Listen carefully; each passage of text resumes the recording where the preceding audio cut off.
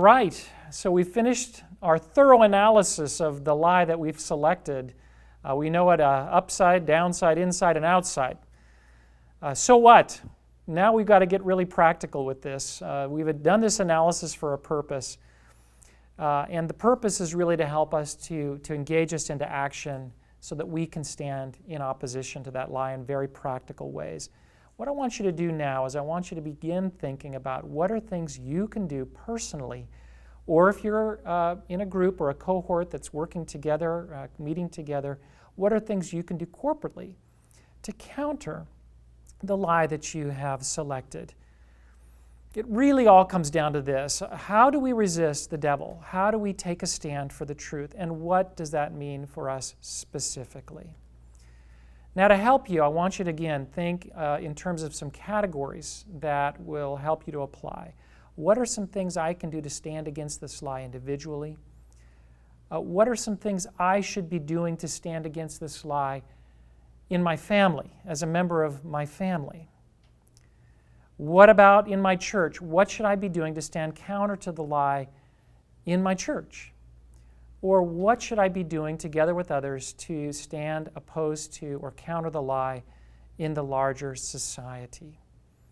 So I want you to take time, I want you to pray, I want you to brainstorm some specific, concrete, time-bound things that you can do that will begin to oppose the lie and bring a light of truth in the specific area that you've identified. I want you to share those ideas for what you're going to do to apply this with other members of your cohort. And I want you to take time to pray for each other, because this is really where the rubber meets the road. Begin to hold one another accountable for what you will do to stand opposed or counter to the lies. Now, as we wrap this up, I just want to finish with a couple of final thoughts, and I want to ask this question. What have we been doing in this exercise? What has been the point of this whole exercise? Really, what we've been doing is the work of discipling nations. This is what it means to disciple nations. It's to think critically at the level of culture, to see and understand how Satan has been working to bring destruction, and what the Bible says is counter, and how we can stand for that.